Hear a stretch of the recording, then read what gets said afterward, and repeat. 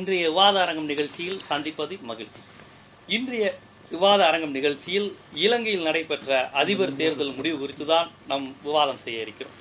இந்த அதிபர் தேர்தலை பொறுத்தவரை அங்கு எப்படியாக இருந்தாலும் ஒரு சிங்கள பேரினவாத மனநிலை கொண்டவரால் மட்டும்தான் அங்கு ஆட்சி செய்ய முடியும் என்கின்ற ஒரு நிலை இருந்த போதிலும், இது ராஜபக்சே என்ற இந்த 2009 பேரழிவுக்கு பிறகு இதற்கு முழுக்க முழுக்க காரணமான ஒரு தனிநபர் யாராக இருந்தாலும், ஒரு சிங்கள பேரினவாதம் 2 பேர் அங்கு போட்டியிட்டாலும் கூட, ராஜபக்சே அவர்கள் அந்த 1,50,000 தமிழர்களை ஈவிரக்கமின்றி கொலை செய்த அவர் தோல்வியுற்றதை இங்கு உள்ள தமிழக தலைவர்கள், தமிழக மக்கள் பலர் தன்னை அறியாமலே வாழ்த்து சொல்லியிருக்கிறார்கள் என்றே சொல்ல வேண்டும். ஏனென்றால் அவர்கள் பலமுறை இந்த 2 தலைவர்களையும், நின்ற 2 அதிபர்களையும் கடுமையாக சாடியவர்கள்தான். இவருக்கு மாற்று அல்ல இவர் என்று பலமுறை கூறியவர்களாக இருந்தாலும், தமிழர்களை கொன்றொழித்த ஒருவருக்கு இப்போது ஏற்பட்டிருக்கிற தோல்வி இது தமிழர்களுக்கு வெற்றியா என்பது இன்னொரு புறம். ஆனால் இவர் தோற்றிருக்கிறார், ராஜபக்சே தோற்றிருக்கிறார் என்கின்ற ஒரு செய்தி ஊடகங்களில் வருவதை பார்க்கும் போதே இங்கு தமிழகத்தில் பலருக்கு அது மகிழ்ச்சியை ஏற்படுத்தியிருக்கிறது. மறுமலர்ச்சி திராவிட முன்னேற்ற கழகம் உட்பட தமிழ் உணர்வை அடிப்படையாக வைத்து, தமிழர்கள் பிரச்சனையை அடிப்படையாக வைத்து செய்யக்கூடிய அனைத்து தமிழ் அமைப்புகளும் ராஜபக்சே தோற்றதற்கு நாங்கள் மகிழ்ச்சி அடைகிறோம் என்று இருக்கிறார்கள். அதுவும் மதிமுகவினர் ஒருபடி மேலே சென்று பட்டாசுகள் வெடித்து கொண்டாடியிருக்கின்றனர். இந்த நேரத்தில் இதை நாம் எவ்வாறு பார்க்க வேண்டும்? இது ஒரு உணர்ச்சி வயப்பட்ட நிலையில் இருந்தாலும் இந்த நிலை எந்த விதத்தில் மாற்றாகும்? தமிழர்கள் பிரச்சனையை அங்கு எந்த அளவுக்கு அரசியலில் ஒரு பொருட்டாக அங்கு இலங்கை அரசு எடுத்துக்கொள்ளும் போன்ற பல்வேறு தளங்களில்தான் இன்றைய விவாத அரங்கத்தில் நாம் விவாதிக்க இருக்கிறோம். இந்த விவாதத்தில் கலந்து கொண்டு பல்வேறு கருத்துக்களை எடுத்துரைப்பதற்காக மறுமலர்ச்சி திராவிட முன்னேற்ற கழகத்தினுடைய தலைமை கழக பேச்சாளர் காரை செல்வராஜ் அவர்கள் நமது அரங்கிற்கு வந்திருக்கிறார்கள். தமிழ் தேசிய விடுதலை இயக்கத்தினுடைய தலைமை ஒருங்கிணைப்பாளர் தியாகு அவர்கள் நமது அரங்கிற்கு வந்திருக்கிறார்கள். மே 17 இயக்கத்தினுடைய ஒருங்கிணைப்பாளர் திருமுருகன் அவர்களும் அவர் சார்ந்த இயக்கம் சார்ந்த கருத்துக்களை நம் அரங்கிற்கு முன்வைக்க இருக்கிறார்கள். மூத்த பத்திரிகையாளர் மற்றும் அரசியல் திறனாய்வாளர் ஐயநாதன் அவர்களும் அவர் தரப்பு கருத்துக்களை, அரசியல் பார்வையை இங்கு நமக்காக வெளிப்படுத்த இருக்கிறார். இவர்களுடன் இணைந்துதான் இன்றைய விவாத அரங்கம் செல்ல இருக்கிறது.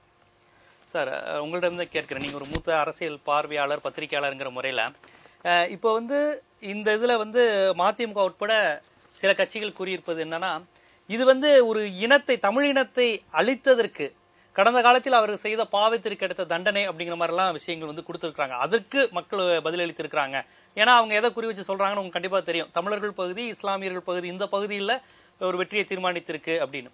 உண்மையில் இப்படி ஒரு தீர்மானித்திருக்கும் அப்படிங்கிற பட்சத்துல ஏற்கனவே நடந்த பல தேர்தல்கள்ல ராஜபக்சேவுடைய வெற்றியை தீர்மானித்ததா இருக்கட்டும், ஏன் தமிழகத்திலேயே கூட இருக்கட்டும், 2009 தேர்தலா இருக்கட்டும், இந்த ஈழ பிரச்சனை, தமிழர் பிரச்சனை, இதை அரசியல் வாக்கு வங்கியா தீர்மானிக்கும் பட்சத்தில் அந்த விஷயம் ஒரு முக்கியமான நிலையை எடுத்திருக்கும்னு நினைக்கிறீங்களா? அந்த வெற்றியில தமிழர்களை கொலை செய்தது என்பது நிச்சயமாக அது தமிழர்களிடம் ஒரு ஆழ்ந்த பாரிய தாக்கத்தை ஏற்படுத்தி இருக்கிறது என்பதெல்லாம் மறுக்க முடியாத உண்மை, அது வேறு.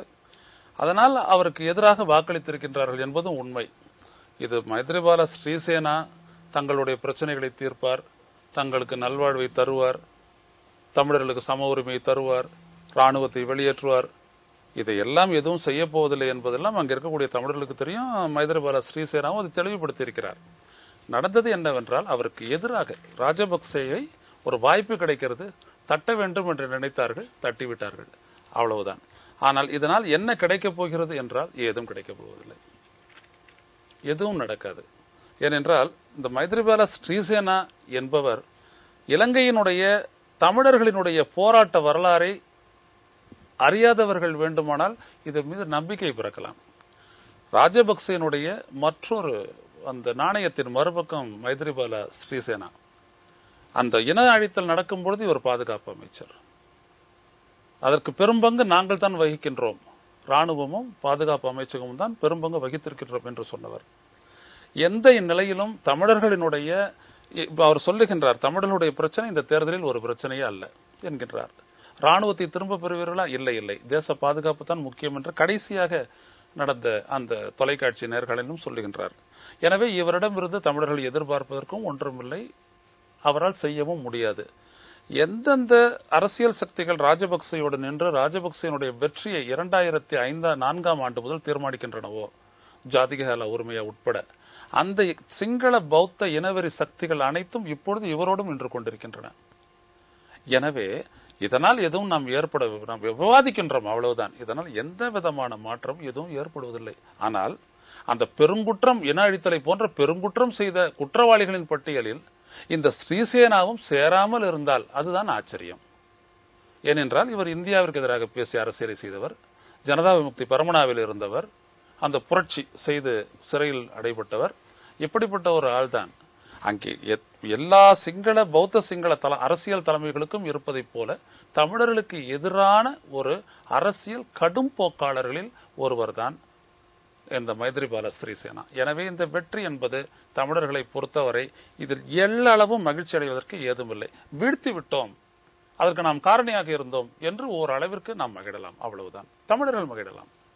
சிங்களர்கள் மத்தியிலும் ஏற்பட்ட ஒரு அதிருப்தி தான் அந்த தோல்வி காரணம். அது இதுவரை இந்த இந்திய ஊடகங்களில் விரிவாக அலசப்படவில்லை. அந்த அதிருப்தியினுடைய காரணம் நீங்கள் பார்த்தீர்களானால் ராஜபக்சேயை விட சிங்கள தென்னிலங்கை பகுதிகளில் மாவட்டந்தோறும் நடந்த இந்த வாக்கு எண்ணிக்கை விவரங்களை நீங்கள் பார்க்கும் பொழுது அங்கே ஏன் மைத்ரிபால ஸ்ரீசேனாவுக்கு மிக ஒரு கணிசமான வாக்கு கிடைத்திருக்கிறது என்றால் அதற்கு காரணம் தன்னை போர்க்குற்ற விசாரணைகள் உள்ளிட்ட மற்ற இந்த போருக்கு உதவிய நாடுகளை இலங்கையினுடைய வளத்தை சுரண்டுவதற்கு ராஜபக்சே அனுமதித்தார். இந்த 10 ஆண்டுகளில் நடந்ததுதான். அது சிங்கள மக்களினுடைய வாழ்வாதாரங்களை, பொருளாதாரத்தை பெருமளவுக்கு பாதித்திருக்கிறது.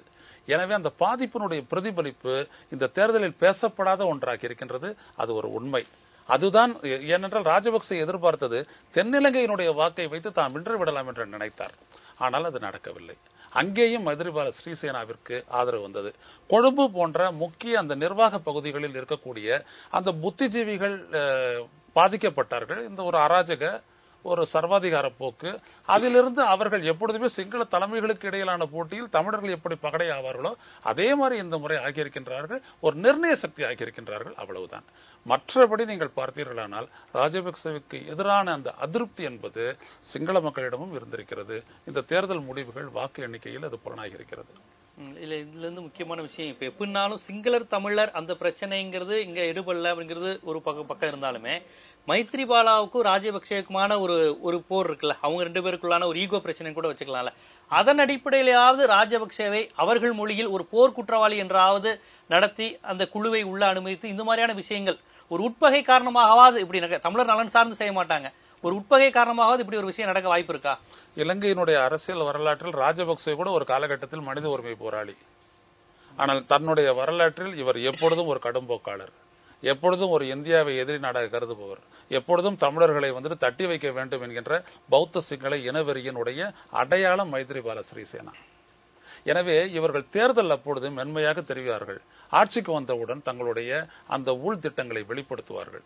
எனவே இதில் அதுதான் நான் சொன்னேன், இவரும் அந்த தமிழினத்தை அடித்த குற்றவாளிகளில் ஒருவராக உருவாக இருந்தால் அதுவே ஆச்சரியப்படத்தக்க விடயம் என்று நான் கூறினேன். எனவே இதில் தமிழர்கள் மயங்குவதற்கோ எதற்கோ எந்த விதமான ஒரு அடிப்படையும் இருப்பதாக நான் காணவில்லை.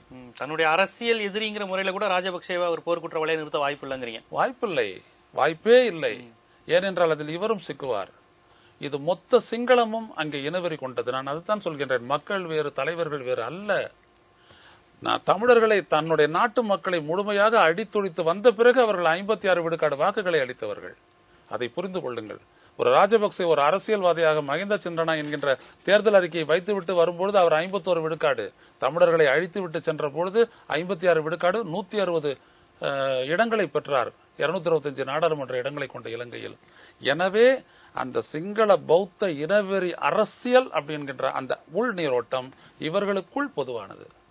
நான் உங்கள்ட்ட முன்வைக்கிறது இப்ப மதிமுக மைத்ரிபால சிறிசேனாவோட வெற்றியை, அதாவது ராஜபக்சேவின் தோல்வியை ஒரு வெடிவெடித்து கொண்டாடுங்கள் என்கிற அளவுக்கு ஒரு காலையிலேயே ஒரு மகிழ்ச்சி. அதனாலதான் நான் முன்னில் கூட சொன்னேன், தன்னை அறியாமலே அவங்களுக்கு ஒரு உணர்ச்சி பெருக்கு வந்துருச்சு. மைத்ரிபால சிறிசேனா ஐயநாதன் சார் சொன்ன மாதிரி யாருன்னு வைகோ அவர்களுக்கு முழுமையாக தெரிந்தாலும் கூட ஒரு உணர்ச்சி பெருக்கு. 1,50,000 பேர் கொண்ட ஒருத்தன் இன்னைக்கு தோல்வி அடைஞ்சிருக்கானே, மீண்டும் ஒரு முறை வெற்றி பெறாத ஒரு சூழல் வந்து விட்டதேன்னு சொல்லியிருக்காங்க. இப்ப இருந்தாலும் ராஜபக்சேவிடமிருந்து எந்த அளவுக்கு அவர் வேறுபடுவார் இல்ல வேறுபட வேண்டும் என்று நீங்க எதிர்பார்க்கறீங்க? இல்ல, முதல்ல ஐயநாதன் அவர்கள் சொன்ன கருத்துக்கு நான் 100% ஏற்றுக்கொண்டுதான் முதல் பேச்சை நான் ஆரம்பிக்கிறேன். அதாவது 2 மகிழ்ச்சி தமிழர்களுக்கு நீ கொண்டாட வேண்டிய நாள், மகிழ்ச்சிகரமான நாள் என்று மறுமலர்ச்சி திமுக நண்பு தலைவர் வைகோ அவர்கள் இன்றைக்கு அறிக்கை கொடுத்திருக்காங்க. ஒன்று, இனப்படுகொலையாளன் கொடியவன் ராஜபக்சேவை வடக்கு கிழக்கு மாகாணத்தில் இருக்கிற தமிழர்கள், தமிழ் முஸ்லிம்கள், மலையக தமிழர்கள் அனைவரும் சேர்ந்து மொத்தமாக ஒருமித்த கருத்தோடு வீழ்த்தி பன்னாட்டு சமூகத்திற்கு தங்களுடைய எதிர்ப்பை, ராஜபக்சேவுக்கான எதிர்ப்பை பதிவு செய்திருக்கிறார்கள் என்கிற ஒரு மகிழ்ச்சி. இரண்டாவது மகிழ்ச்சி, சார்க் மாநாடுகளில் இருக்கிற சார்க் மாநாட்டு அவையில் ஒரு 120 கோடி மக்களினுடைய பிரதிநிதியாக சென்ற நரேந்திர மோடி அவர் வெற்றியடைய வேண்டும் என்று சார்க் மாநாட்டிலே அவருக்கு வாழ்த்து சொன்னதும், திருப்பதிக்கு அழைத்து வந்து ஏழுமலையானை தென் திசையை நோக்கி ராஜபக்சேவனுடைய வெற்றிக்கு உதவ வேண்டும் என்று திருப்பதி ஏழுமலையானை வேண்டுவதும், நரேந்திர மோடி அவர்களுக்கு தேர்தல் நேரத்திலே ஒரு ஆலோசகராக இருந்து கணினி மயமான உலகத்திலே அதற்கு அத்தனை செயல்பாடுகளுக்கும் நரேந்திர மோடி அவர்களுக்கு துணையாக இருந்த அரவிந்த் சர்மா அவர்களை இலங்கைக்கு அனுப்பி, அரவிந்த் குப்தா அவரை வந்து இலங்கைக்கு நரேந்திர மோடி அவர்கள் அனுப்பி மொத்தமாக ராஜபக்சே வெற்றியடைவதற்கு நரேந்திர மோடி அவர்கள் இந்தியாவிலே என்ன நிலைப்பாடுகளை எல்லாம் இந்த தேர்தலிலே 15,000 கோடி ரூபாய் செலவழித்து எடுத்தாரோ அந்த நிலைப்பாடுகளை எல்லாம் ராஜபக்சே அவர்களுக்கு ஊடகத்தின் மூலமாக வெற்றியை தேடித் தருவதற்கு இந்திய சர்க்கார் நரேந்திர மோடி தலைமையிலான இந்திய சர்க்கார் உதவி புரிந்ததும், நடிகர் சல்மான் கானை அனுப்பியதும், இவர்களெல்லாம் அனுப்பியும் ராஜபக்சே தோல்வியுற்றிருப்பது இந்தியாவில் இருக்கிற மத்திய அரசாங்கத்தின் முகத்தில் அங்கே வாழ்கிற வடக்கு கிழக்கு மாகாண தமிழ் மக்களும் மலையக தமிழர்களும் நரேந்திர மோடியின் முகத்திற்கு கரியை பூசி இருக்கிறார் என்கிற இரட்டை மகிழ்ச்சி. மோடிக்கு கிடைத்த தோல்வியா மகிழ்ச்சி? நரேந்திர மோடி ராஜபக்சே அவர்களுக்கு தோல்விங்கிற மகிழ்ச்சி மட்டும் இல்ல, இது ஒட்டுமொத்த இந்திய அரசாங்கத்தை இலங்கைக்கு எதிரான நிலைப்பாட்டை காங்கிரஸ் ஓரளவுக்கு எடுத்ததுன்னு சொல்லுவோம். அதை விட ஒரு மூர்க்கத்தனமான ஒரு கண்ணோட்டத்தோடு இவர்கள் பார்த்தார்கள்.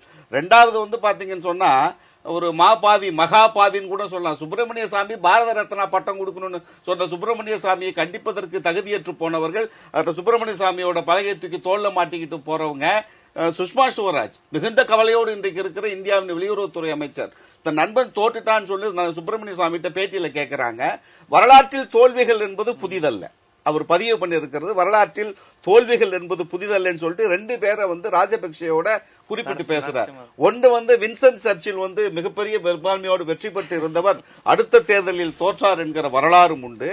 ஒரு உலக பொருளாதார மயமாக்கலை கொண்டு இந்தியாவிற்கு ஒரு புதிய ஒரு பொருளாதார கொள்கை கொண்டு வந்த நரசிம்மராவ் அவர்கள் 5 ஆண்டுகளுக்கு பிறகு நடந்த தேர்தலில் தோற்று போன வரலாறுகள் எல்லாம் உண்டுன்னு ஒரு இனப்படுகொலையாளனுக்கு அவர்கள் எடுத்து வைக்கிற உதாரணம் ஒரு வின்சென்ட் சர்ச்சிலும் ஒரு பொருளாதார மயமாக்கலை, ஒரு புதிய சிந்தனையை, அது நல்லதோ கெட்டதோ நாம் அறிந்திராத ஒரு புதிய ஒரு பாதையை இந்தியாவிற்கு விவாதத்தில் வரையில் நம்ம வேறுபட்டு பேசலாம். அதை கொண்டு வந்த நரசிம்மராவோடு எப்படி ஒப்பிட்டு பேசுகிறார் என்றால், ராஜபக்சே தோல்வியுற்றிருப்பது இன்றைக்கு மன உளைச்சலில் இருப்பது ஒன்று நரேந்திர மோடி, 2வது சுஷ்மா ஸ்வராஜ் அவர்கள், 3வது சுப்பிரமணிய சாமி. ஏன்னா அவங்க தானே இப்ப எல்லாருமே கூட்டணி போட்டு விளையாடிட்டு இருந்தது. அதற்கான பாதைகள் இன்று அடைக்கப்பட்டிருக்கிறது ஒண்ணு. அதுக்கு அடுத்த பக்கம் பாத்தீங்கன்னா ஐயநாதன் அவர்கள் சொன்ன மாதிரி சிறிசேனா வந்த உடனே எல்லா நிலைகளும் மாறி அங்க இருக்கிற ராணுவம் வெளியேறிவிடும், காவல்துறை வெளியேறிவிடும், புலம்பெயர்ந்த தமிழர்கள் எல்லாம் இங்கே திரும்பி விடுவார்கள் என்கிற உடனடியாக அந்த நம்பிக்கையை வைக்கல. இரண்டாவது இந்திய பாராளுமன்ற தேர்தலையும் இந்த தேர்தலில் நடந்த இரண்டையும் நீங்க ஒப்பிட்டு பாத்தீங்கன்னா 100% ஒப்பிட்டு பார்க்கலாம். எப்படி கந்தபுராணத்தையும் ராமாயணத்தையும் ஒப்பிட்டு பாத்தீங்கன்னா 2 கதைகளும் வருகிற நிகழ்வுகள் எல்லாம் ஒத்து போகிறதோ, கந்தபுராணத்தை அது மாதிரி நம்ம இந்தியாவில் நடந்த பாராளுமன்றத்தையும் அங்கே நடந்த ராஜபக்சே நடந்த அதிபர் தேர்தலையும் 2ஐயும் ஒப்பிட்டு பாத்தீங்கன்னா ராஜபக்சே அவர்கள் சொன்னது போல் என்னுடைய திங்கிங் நரேந்திர மோடியோட வியூஸ் அண்ட் விஷன்ஸ் ஒரே மாதிரி இருந்ததனால தான் நான் 5 மீனவர்களை விடுதலை செய்ய சொன்னேன்னு சொல்லுகிற ராஜபக்சே, அதே நரேந்திர மோடியுடைய சிந்தனை அவருக்கும் உண்டு. இந்த ஒத்த சிந்தனை உள்ளவர்கள் இன்றைக்கு ராஜபக்சே தோற்றதன் மூலம் இந்திய அரசாங்கம் பின்னோக்கி இருக்கிறது. ஸ்ரீசேனாவை பொறுத்த வரைக்கும் ஒரு மிகப்பெரிய ஒரு மாற்றத்தை, எழுச்சியை கொண்டு வருவார் என்ற நம்பிக்கை நமக்கு இல்லை. ராணுவம் போனோம், காவல்துறை போனோம், புலம்பெயர்ந்த தமிழர்கள் தான் பிறந்து வளர்ந்த மண்ணில் கால் வைத்து அவர்கள் நிம்மதியாக வாழ வேண்டும். சிறை கொட்டடியிலே இன்றைக்கும் அடைக்கப்பட்டிருக்கிற தமிழர்கள் அதை விட்டு வெளியிலே தன் சொந்த வீட்டிலே வசிக்க வேண்டும். இங்கே அகதிகளாக வந்திருப்பவர்கள் ஒரு ஐநா மன்றத்தால் கொடுக்கப்பட்டிருக்கிற, யுனைடெட் நேஷன்ல கொடுக்கப்பட்டிருக்கிற அகதிகளுக்கான மறுவாழ்வு, எந்தவிதமான ஒரு மறுவாழ்வு திட்டங்களையுமே எந்த அரசாங்கம் இந்தியாவில் மட்டுமில்லை, ஆஸ்திரேலியா போனா நடுக்கடல்ல அடிச்சு வரட்டுறான். ஒவ்வொரு பகுதிகளுக்கு போகும்போதும் இங்கே தப்பித்து போகிற தமிழர்கள் வாழ்க்கை வாழ்வதற்கு வழியின்றி போகிற அவர்களை அகதிகளாக வைத்து அவர்களுக்கான குறைந்தபட்ச எந்த ஒரு நடவடிக்கையும் தமிழகத்தில் இருக்கிற அகதிகள் முகாமில் கொடுக்க பாக்குற பாத்தீங்கன்னா அந்த மக்கள் எல்லாம் திரும்ப அவர்கள் நாட்டில் போய் மகிழ்ச்சியாக வாழ்வதற்கான ஒரு சூழ்நிலையை ஸ்ரீசேனா உருவாக்குவதற்கு தொடர்ந்து தமிழகத்தில் இருக்கிற மறுமலர்ச்சி திராவிட முன்னேற்ற கழகம் உட்பட அனைத்து தமிழ் தேசிய அமைப்புகளும் குரல் கொடுப்பதை நம்ம நிறுத்த போறதில்லை. ஆனால் நான் என்ன நினைக்கிறேன்னு கேட்டீங்க, என்னுடைய சொந்த கருத்தாக குறிப்பாக சொல்லும்போது, தேர்தலுக்கு முன்பாக சிறிசேனா அவர்கள் ராஜபக்சேவை விட மிக பௌத்த சிந்தனை, ஒரு மதவாத இயக்கம். ஆனால் அவர் 1968 ஒரு சிறு வயது மாணவனாக அவர் அரசியலுக்கு வந்தது கம்யூனிஸ்ட் பார்ட்டியில தான் வந்தார். 68 நடந்த ஒரு மிகப்பெரிய ஒரு போராட்டத்தில் கலந்துகிட்டு அது கழித்து ஒரு 3 வருடங்களுக்கு பிறகு ஒரு 15 மாத காலம் சிங்கள பேரினவாதத்துக்கு நெருக்கமான இடதுசாரிகள் இருந்தால் ஒரு 15 மாதங்கள் சிறைச்சாலையில் இருந்து 1989 பாராளுமன்றத்துக்கு வந்தவர் தான். ஆனால் எனக்கு என்னன்னு கேட்டீங்கன்னா, நீங்க ராஜபக்சேவே இவர்கள் மீண்டும் ஐநா மன்றத்தால் கொடுக்கப்பட்டிருக்கிற மனித உரிமை கமிஷனுக்கு விசாரணைக்கு ஒத்துழைப்பதும், ராஜபக்சே போர்க்குற்றவாளியா கொண்டு போவதற்கெல்லாம் வேலை இல்லைன்னு சூழ்நிலை ஏன் வருவான்னு கேட்டீங்கன்னா, மீண்டும் ராஜபக்சே அந்த நாட்டில் அதிபராவதற்கான வாய்ப்புகள் இல்லை. இன்னும் ஒரு 5 ஆண்டுகளுக்கு பிறகுன்னு சொல்லும் போது, ஏற்கனவே 2 முறைக்கு மேல் 3வது முறை அரசியல் சட்டத்தை உச்சநீதிமன்றத்திலே உத்தரவு வாங்கி அரசியல் சட்டத்தை மாற்றி அவர்கள் தேர்தல் அடிக்கிறார். திரும்பவும் ராஜபக்சே வருவதற்கு இல்லை. இதுல முக்கியமான விஷயம், சிங்களர் பகுதிகளில் பாத்தீங்கன்னா ஒரு 43% சிறிசேனாவும் ஒரு 55.6% ராஜபக்சே வாங்கியிருக்காங்க. சிங்கள மக்களும் பெரும்பான்மையான மக்கள் சிறிசேனாவை ஆதரித்திருக்கார்கள் என்பது 75% மக்கள். வடகிழக்கு மாகாணங்கள், மலையக பகுதியில் இருக்கிற மக்கள் 74.2% மக்கள் சிறிசேனாவுக்கும், ஒரு 20%க்கும் கம்மியான அந்த 20% ஐயா அவர்கள் கடந்த தொலைக்காட்சி விவாதத்தில் சொன்ன கருத்து தான். அவர்களும் பாத்தீங்கன்னா அங்கே குடியமர்த்தப்பட்ட சிங்கள பேரினவாத மக்கள் தான் அந்த 20% இருக்க முடியும். அவங்க தான் வாக்களித்து முழுமையாக போர் குற்றவாளி மட்டுமில்லை, சிங்களர்கள் அவருக்கு எதிராக வாக்களித்ததற்கு ஒரு முக்கிய காரணம் ஊழல், மலிந்து போன ஊழல். அதாவது இங்க இந்தியாவில் நரேந்திர மோடி ஆரம்பத்தில் பெடரல் கவர்மெண்ட் சொன்னாரு பாருங்க, அதற்கான எந்த சமிக்கையும் இல்லாமல் நரேந்திர மோடியின் ஒற்றை மனிதனுடைய சர்வாதிகார ஆட்சி நடப்பதை போல் இந்தியாவில் நடந்து கொண்டிருக்கிறது மாதிரி ஒரு குடும்ப ஆட்சி. இதெல்லாம் வைத்துத்தான் இந்த சிங்கள மக்களும் ராஜபக்சேவுக்கு எதிரான ஒரு மிகப்பெரிய தீர்ப்பை கொடுப்பதற்கு முனைந்திருக்கிறார்கள் என்பதுதான் என்னுடைய கருத்து. ராஜபக்சே விமர்சிக்கிற சாக்குல நீங்க பிஜேபியும் கடுமையா நிச்சயமாக உங்களிடம் வைக்கிறது இந்த அரசியலை இன்னொரு விதமாகவும் பாக்குறாங்க உலக அளவுல. இவர் சீனா சார்புடையவர் ராஜபக்சே, இவர் அமெரிக்கா சார்புடையவர். எப்பவுமே அமெரிக்கா தன்னுடைய பொம்மை அரசாங்கத்தை எப்பவுமே நிறுவ முயற்சிக்கும், அதனுடைய விளைவு தான் இது அப்படிங்கிற ஒரு பார்வையும் இருக்கு. இந்த சீன சார்பு அமெரிக்க சார்பு ரெண்டுமே இந்தியாவுக்கோ இல்ல தமிழக தேசிய இனத்துக்கோ இறையாண்மைக்கு ஆபத்து அப்படிங்கிற ஒரு கடந்த கால வரலாறை பார்த்திருக்கோம். இப்ப இந்த விஷயத்தை நீங்க எப்படி பாக்குறீங்க? சீன சார்பு, அமெரிக்க சார்பு, இது ரெண்டுல எது அதிக அபாயத்தை இந்தியாவுக்கோ தமிழர்களுக்கோ கொடுக்கக்கூடியதுன்னு நினைக்கிறீங்க? ரெண்டுமே தமிழர்களுக்கு அபாயத்தை கொடுக்கக்கூடிய ஒன்றுதான். மூன்றாவதாக இந்தியாவும் தமிழர்களுக்கு அபாயத்தை கொடுக்கக்கூடிய ஒன்றுதான். மூன்றுமே தமிழர்களுக்கு எதிரான ஒன்றுதான். அதையும் இன்னொரு விஷயமா ஒரு விஷயம் தான், நாங்களும் மாறியர்கள், அவர்களும் மாறியர்கள், தமிழர்கள் எங்களுக்கு பொது எதிரிகள். சீனா, அமெரிக்கா, இந்தியா மூன்றுமே தமிழர்களுக்கு எதிரிகள் தான். அது ஒன்றும் பெரிய மாட்டு கருத்தெல்லாம் ஒண்ணுமே இல்லை. அப்படி கொள்கை திட்ட அளவில் அவங்க அப்படிதான் இருக்கிறாங்க. அடிப்படையில் பார்த்தோம்னா இது ஒரு ஆட்சி மாற்றம் வரும் என்பதை, மேற்குலகம் சார்ந்த ஒரு ஆட்சி மாற்றத்தை கொண்டு வருவார்கள் என்பதை நாங்கள் 2011 நாங்கள் பதிவு செய்திருந்தோம். அது ஒன்று தான் அங்க இருக்கக்கூடிய சிக்கலை தீர்க்க முடியும் என்பதாக மேற்குலகம் காண்பிக்கும். இப்பொழுது நடந்திருக்கிறது என்னவென்றால், சிங்கள பௌத்த பேரினவாதம் என்பது உறுதியாகி இருக்கிறது. இன்னும் சொல்ல போனா ரொம்ப ஸ்ட்ராங்கரா இருக்கு. அதான் இருக்கிற மிகப்பெரிய ஒரு அபாயத்துக்குரிய ஒரு விஷயம் இருக்கிறது. அது ஏற்கனவே இருந்த பழைய கெட்டி தட்டி போன ஒரு விஷயம், தெரிந்த அம்பலமான உலகம் முழுவதும் பேசப்பட்ட ஒரு முகத்தை தூக்கி எறிந்து போட்டுட்டு புதுசாக வந்த ஒரு கெட்டி ஒரு இன்னும் சொல்ல போனா உறுதியான ஒரு பௌத்த பேரினவாதம் இங்க நிறுத்தப்படுகிறது. எப்படி அத்வானிங்கிற ஒரு நபர், ஒரு இந்துத்துவ சிந்தனை உடைய ஒரு நபர், பல்வேறு கலவரங்களுக்கு காரணமாக இருந்த ஒருவர், அவர் முகத்தை அகற்றிவிட்டு மோடிங்கிற ஒரு நபரையும் கொண்டு வேற பொருளாதார சிந்தனைங்கிற மாற்றலாம் முயற்சி பண்ணது நடந்ததோ, இது போலத்தான் இங்கேயும் இங்க நடந்திருக்கிறது. இதான் இங்க நடந்திருக்கிற பிரச்சனை. இன்னைக்கு இதுல இன்னொரு முக்கியமான விஷயம் பார்த்தா, தமிழர்களுக்கு குரல் கொடுக்க, தமிழர்கள் கோரிக்கையை வைக்க தமிழீழத்தில் தமிழர்களுக்கான ஒரு தலைமை இல்லை என்பது அம்பலமாக தெரிகிறது. தமிழரோட குரல் என்ன இதுல? அது அங்கு ஈழத்திலே மட்டுமல்ல, ஒட்டுமொத்த உலக அளவிலே தமிழருடைய கோரிக்கை என்ன என்பதை தேர்தல் சம்பந்தமாக உலகத்திலே பறந்து விரிந்த தமிழினத்திலிருந்து ஒரு ஒற்றை குரலாக எங்களுடைய கோரிக்கை இது, நாங்கள் இருவரையும் நிராகரிக்குமோ அல்லது இதுல யாரோ ஒரு ஏற்றுக்கொள்கிறோமோ, தமிழ் தேசிய கூட்டணி விளைவு இருக்கிறது. நாங்கள் அதை பகிரங்கமாக வைக்கிறோம். தமிழர்களுடைய கோரிக்கை என்ன என்பதை அவர்கள் வெளிப்படையாக வைக்கிறோம். ராஜபக்சேவை தோற்கடிப்பது, தேர்தலில் தோற்கடிப்பது மட்டும்தான் ஒரு கோரிக்கையை வைத்துக் கொண்டோம் என்றால் இனப்படுகொலைக்கு அது தீர்வு கிடையாது. அது இருப்பதிலேயே மிக மிக ஒரு மோசமான ஒன்றாகத்தான் வைக்கணும். மேற்குலகம் தான் வைக்கிறாங்க. அவங்க ஆட்சி மாற்றத்தை தீர்வை வைக்கும் பொழுது அதற்கு தமிழ் தேசிய கூட்டமைப்பு அது ஒன்றி போவது என்பது பச்சை துரோகமா தான் பார்க்க முடியும். தமிழர்கள் இப்படி ஒரு இனப்படுகொலை சந்தித்ததற்கு பிறகு அங்கே ஒவ்வொரு ஊரும் ஒவ்வொரு கிராமமும் துண்டாடப்பட்டு சிங்களவர்கள் கொடுக்கப்படுகிறது. ஒவ்வொரு குடும்பமும் துண்டாடப்பட்டிருக்கிறது. காணாமல் போனவர்களை பற்றியான விசாரணை கமிஷன் இதுவரைக்கும் அறிக்கை சமர்ப்பிக்கவில்லை. அங்கு ராணுவ மக்கள் நீக்கப்படவில்லை. இன்னும் சொல்ல தமிழீழம் என்பதை நாம் ஒரு ரியலிஸ்டிக்கான ஃபிகர்ல பார்த்தோம்னா எவ்வளவு பெரிய நிலப்பரப்பு இருக்க முடியும்? நம்ம செங்கல்பட்டு திருவள்ளூர் நிலப்பரப்பு அளவுக்கு இருக்க முடியும்னு வச்சுக்கலாம். இன்னும் கொஞ்சம் அதிகமா இருக்கலாம். அப்படிப்பட்ட ஒரு இடத்துல 2 லட்சம் படைகளை கொண்டு போய் நிறுத்தி இருக்கிறாங்க. அங்க இருக்க மக்கள் தொகை எவ்வளவு? 8 லட்சம் 10 லட்சம் தமிழர்கள் நடுவுல இவ்வளவு பெரிய ஒரு ராணுவத்தை கொண்டு போய் நிறுத்திட்டு இதுல ஒரு இனப்படுகொலை சந்திச்சு சர்வதேசம் முழுக்க பேசிட்டு இருக்காங்க. ஐநால விசாரணை குழு நடந்துட்டு இருக்குது. இப்படிங்கிற குரல்கள் எல்லாம் வந்ததற்கு அப்போ தமிழர்களுக்கு நாங்க 2 பேரும் நிராகரிக்கணும்னு சொல்றதுக்கு தைரியமும் நேர்மையும் இருக்கக்கூடிய ஒரு தலைமை இங்க வரலைன்னா தமிழர் தோல்வி அடைந்திருக்கார்கள். அந்த துரோகத்தை தமிழ் தேசிய கூட்டமைப்பு செய்திருக்கிறது. சிங்களம் தங்களுடைய சிங்கள பேரினவாதத்தை தீவிரப்படுத்தி இருக்கிறது. அது நீங்க எல்லாருமே ராஜபக்சேங்கிறது மட்டும் தான் இனப்படுகொலைக்கு காரணமா பாக்குறோம். ராஜபக்சே மட்டுமல்ல, இலங்கை அரசு என்கின்ற அந்த கட்டமைப்பு எதிராக நிற்கிறது. அதிகார வர்க்கம் எதிராக நிற்கிறது. நீதித்துறை எதிராக நிற்கிறது. பொருளாதாரம் எதிராக நிற்கிறது. இதெல்லாம் யார் பேசுவார்கள்? அக்னி ராஜபக்சேவை நீக்கிட்டீங்கன்னா எல்லாமே தீர்ந்து போயிருங்கிற பேசின ஒரு அபத்தமான ஒன்றை தான் இன்று பிரதானப்படுத்தி இருக்கிறார்கள். இந்தியா முழுவதும் ஏன் இலங்கையினுடைய தேர்தல் ஒரு பெரிய விவாதமாக ஊடகங்களை மாற்றப்பட வேண்டும்? என்ன அவசியம் வந்திருக்குது அவங்களுக்கு? ஏனென்றால் ராஜபக்சே என்கின்ற ஒருவன் நீக்கப்பட்டு விட்டான். இனிமேல் தமிழ்நாட்டை சேர்ந்தவங்க ஈழத்தை பத்தி பேசாது, இலங்கையை பத்தி பேசாது. நீ கேட்ட பிரச்சனை முடிஞ்சது அப்படிங்கிற இடத்துக்கு கொண்டு நிறுத்துறாங்க நீங்க. ஆக இதுல திட்டமிடப்பட்ட ஒரு பிரச்சாரம் மிக தெளிவாக மேற்குலகத்தினாலும் இந்தியாவிலும் நடத்தப்படுகிறது. இதுதான் இங்க இருக்கக்கூடிய மிக மிக ஆபத்தான ஒன்றாக நாம் பார்க்க வேண்டியது. இது கொண்டாடப்பட வேண்டிய விஷயம் இல்லை, உண்மையாக கவலைப்பட வேண்டிய விஷயம். வந்திருக்கக்கூடிய சிங்கள பௌத்த நாங்கள் அதுதான் தமிழ் தேசிய கூட்டமைப்பை சார்ந்த பாராளுமன்ற உறுப்பினர் இடத்துல கேள்வி நாங்கள் கேட்டபோது ஒரே கேள்விதான் அவர் கேட்டாங்க.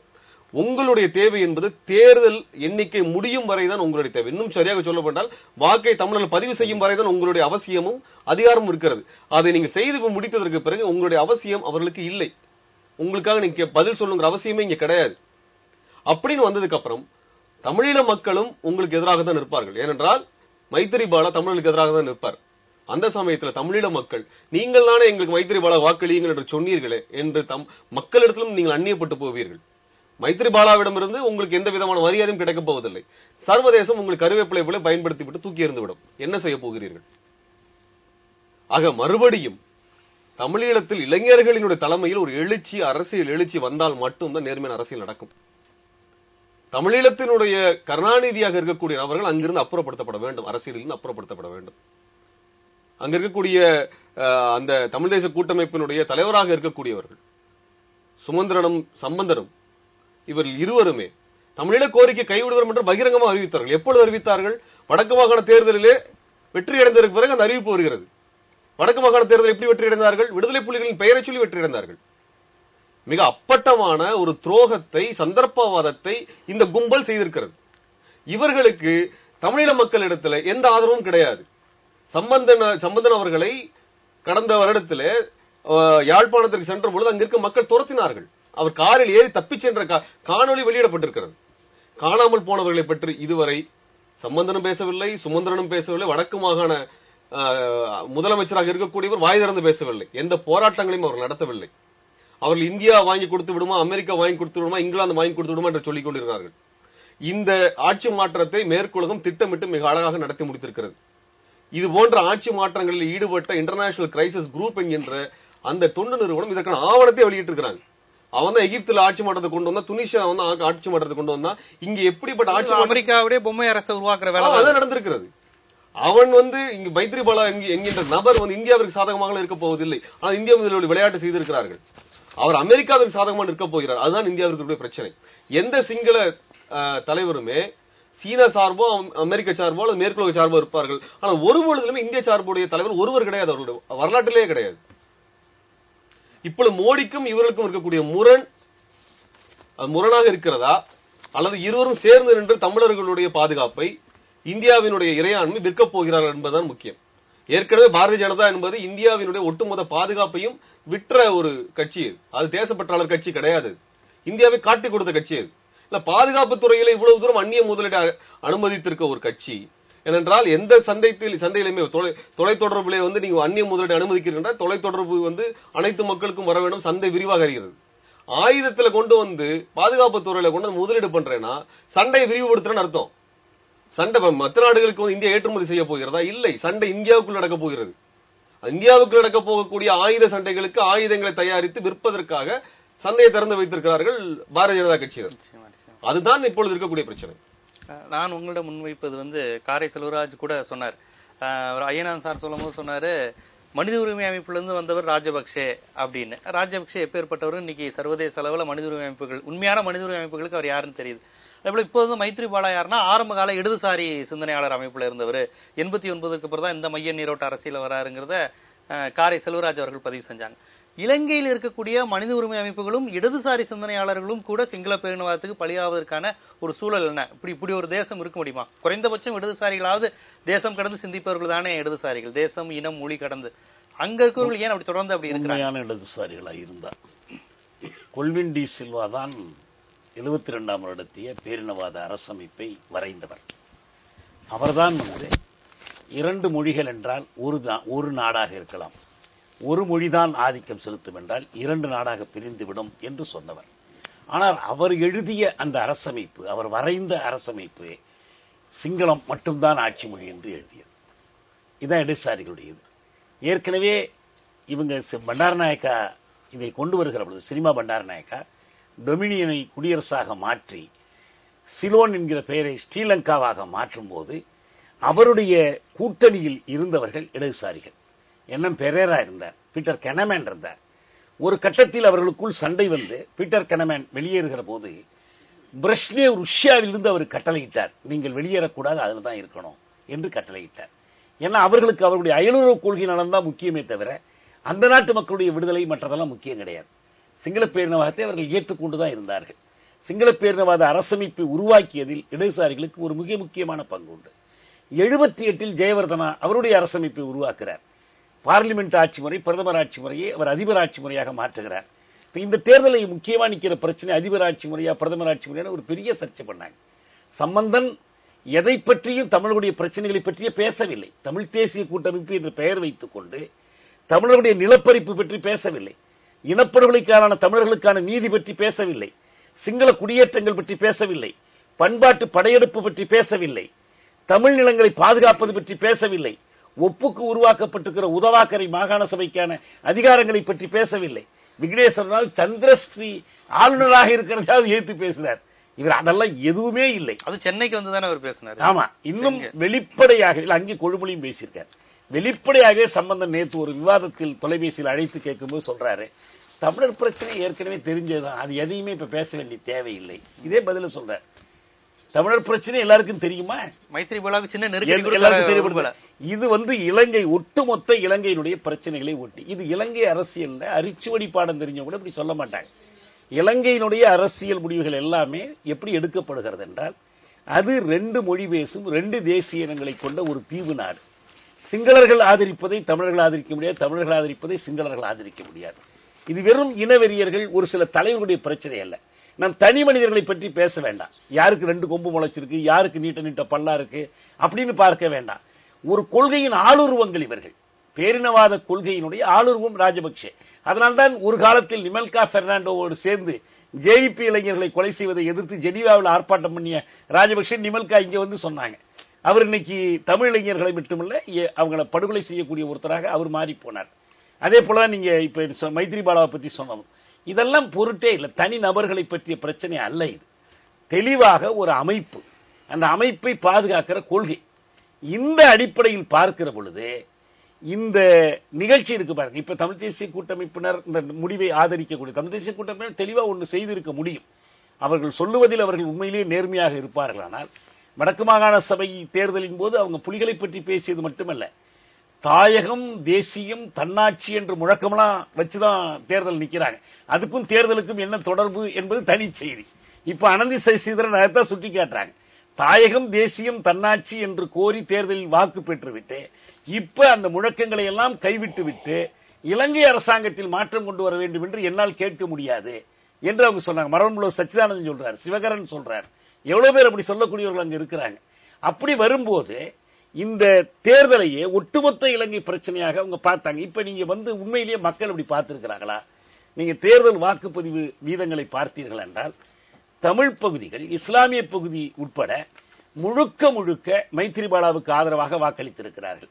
இந்த குடியேறிகள் அவன் இவன் ராணுவத்தினர் இவளை நீக்கி பார்த்தீங்கன்னா கிட்டத்தட்ட 100 விழுக்காடு வாக்குகள் தமிழர் வாக்குகள் 100 விழுக்காடு மைத்திரிபால மட்டக்களப்புல மட்டும் 80% வாக்கு பதிவே ஆயிருக்கு. இந்த பகுதியில் அவ்வளவு போட்டிருக்காங்க. நுவேரேலியாவில் கணிசமா ஆயிருக்கு. இப்படி ஒவ்வொன்றா எடுத்து பார்த்தோம்னா தெரியும். ஆனால் சிங்கள பகுதிகளை பொறுத்த வரைக்கும் இப்படி ஒட்டுமொத்தமா இவருக்கு ஆதரவு வரல. இப்ப கம்பன் தோட்டை அவருடைய சொந்த இது, இவருக்கு வந்து புலனறுவை சொந்த இடம். புலனறுவையில் இவருக்கு அதிகம் வருது, சிறிசேனாவுக்கு எடுப்பிலேயே. கம்பன் தோட்டையில் அவருக்கு வருது. ஆனா 2 பேருக்கும் பொதுவா இருக்கக்கூடிய பகுதிகள் இருக்கு பாருங்க. கேகாலை, காலி, கம்பன் தோட்டை, மாத்தலை, மாத்தரை, பாதுளை, புனரகுவை, இங்க பூராவுமே இவருக்கு தான் அதிக ஓட்டு. யாருக்கு? மஹிந்த ராஜபக்சேக்கு தான். நீங்க சர்வாதிகாரம், குடும்பம், ஊழல், அதிபர் ஆட்சி முறை எல்லாத்தையும் பேசிய பிறகும் இந்த ஓட்டு எப்படி கிடைக்குதுன்னு நினைக்கிறீங்க? முக்கியமாக மைத்திரிபால சிறிசேன புலிகள் பக்கம் போயிட்டாருன்னு அவங்க பிரச்சாரம் பண்ணாங்க. ஊர்களில் பூரா புலிகள் படத்தை போட்டு ஒட்டி இவன் ஆள் தான் மைத்திரிபாலா, இவனுக்கா உங்கள் ஓட்டுன்னு சொல்லி கேட்டாங்க. அவரே தெளிவாக திரிகோணமலையில் ஒரு தேர்தல் கூட்டத்தில் பேசுகிற பொழுது, நான் சிங்களம், நாங்கள் சிங்களம், ஏ தமிழா நீ போடா, இது பேசினார். யாரு? இல்ல, மஹிந்த ராஜபக்சே பேசுறாரு. இந்த பேச்சு ஏன் பேசுறாருன்னா, இது ஏதோ தற்செயலா கோபம் வெளிப்பாட்டுல இல்ல, சிங்களர்களுக்கு ஒரு உறுதி கொடுக்கிறார். எந்த காரணத்தை மட்டும் தமிழர்களுக்கு விட்டு கொடுக்காம இருக்கா, என்னை தான் தேர்ந்தெடுக்கணும்.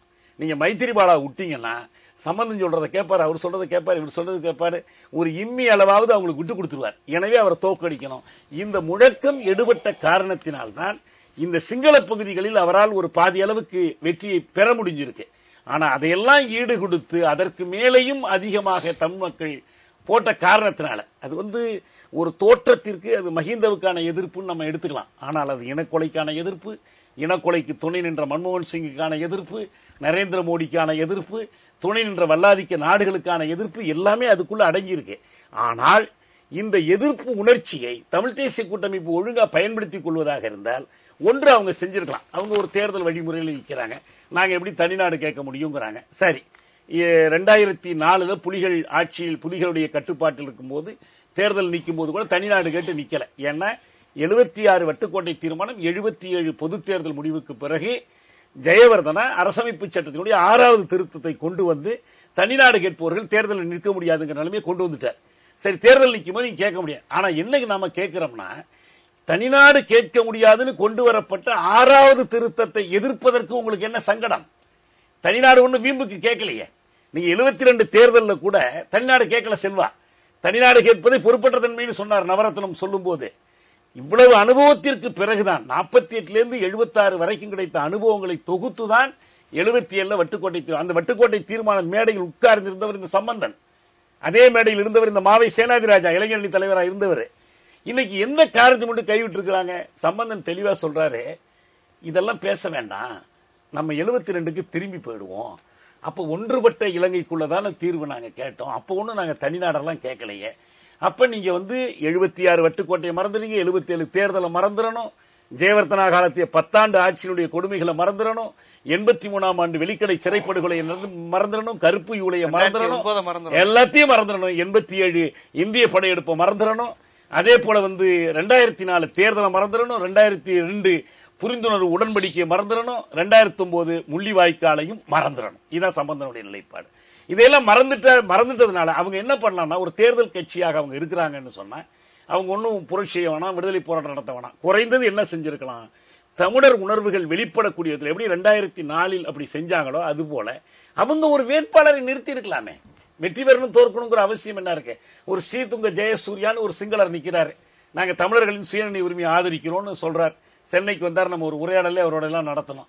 இன்னும் எத்தனையோ பேர் அங்க நின்றுட்டு இருக்கிறாங்க.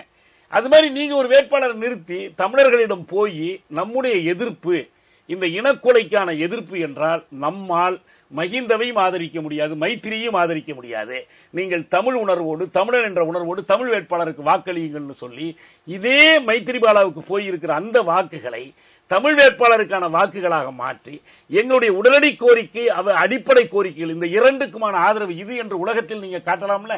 அதையே செய்யல, ரைட். ஆனா அதை செய்யலங்கிறது மட்டுமில்ல, அதில் ஒரு வஞ்சகமா செயல்பட்டாங்க. வேட்புமனு தாக்கல் செய்கிற நாள் வரை, திரும்ப பெறுகிற நாள் வரை மௌனமா இருந்தாங்க.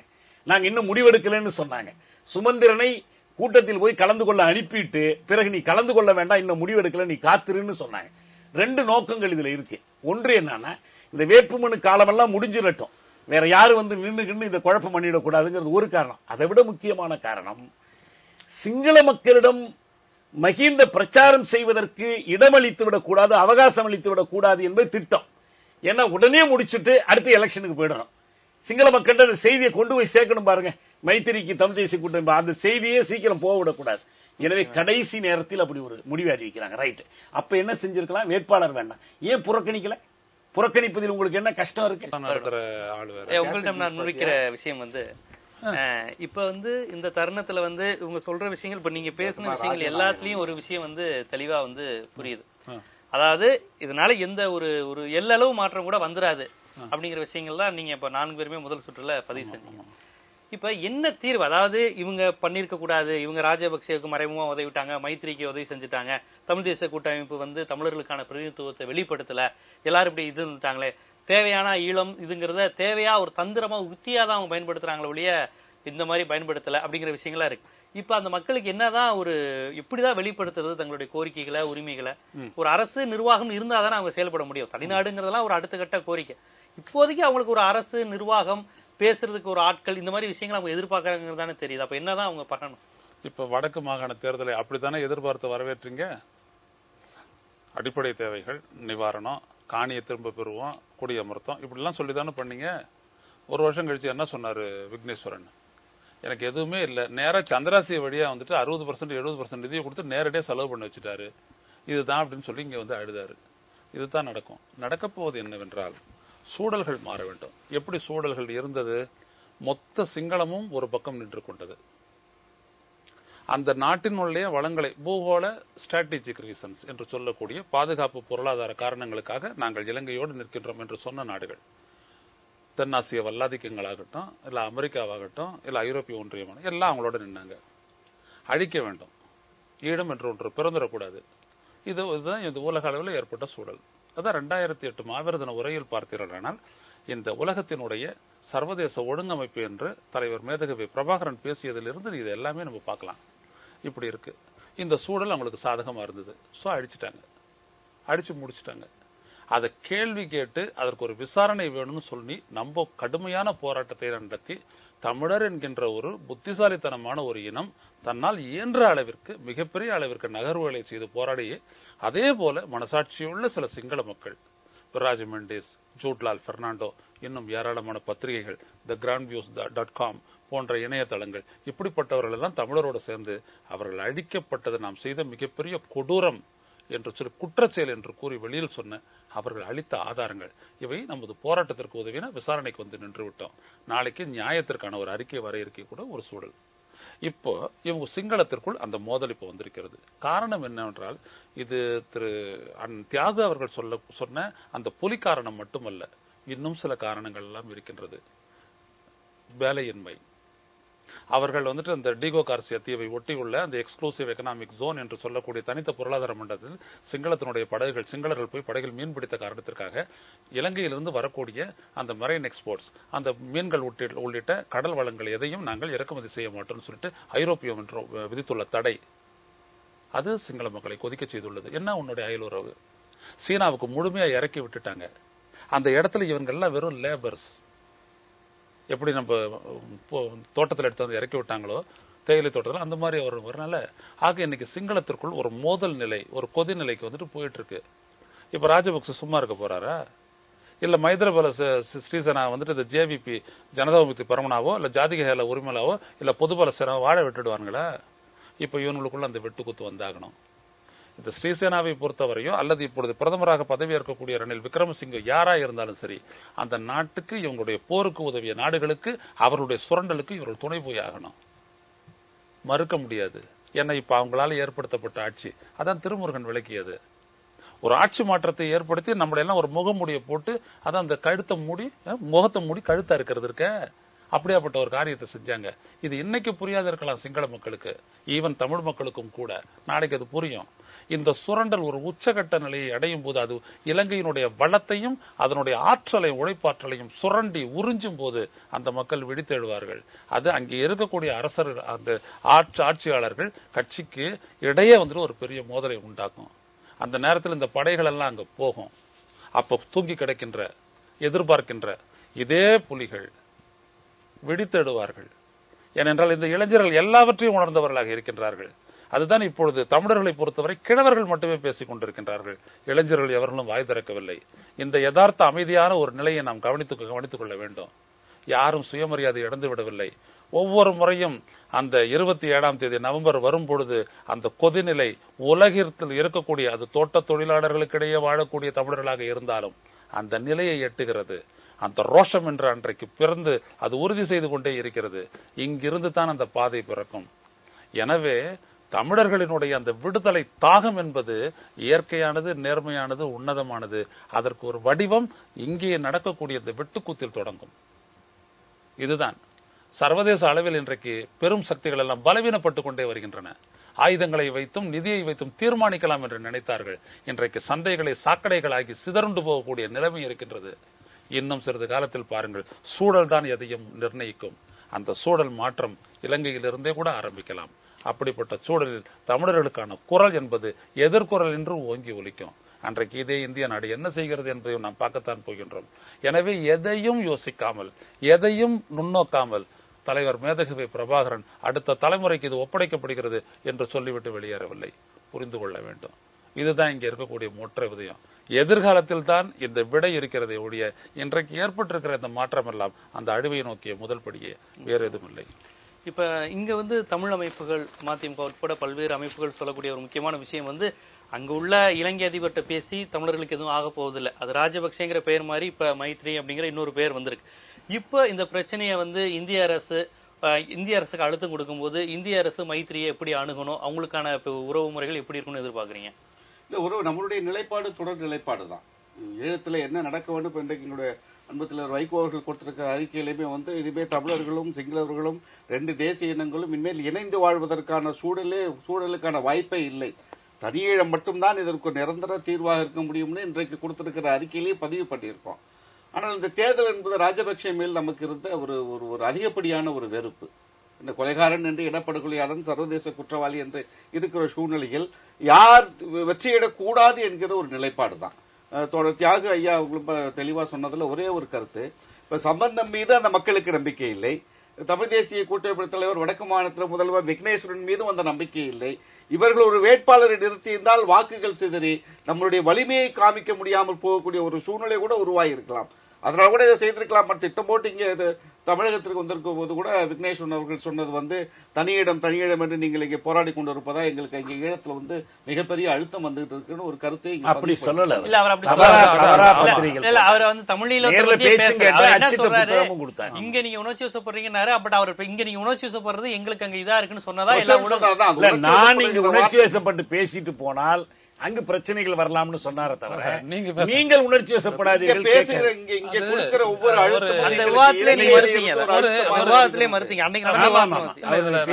செல்வராஜ் அவர்கள் கூட சொல்லிக் கொள்கிறேன்.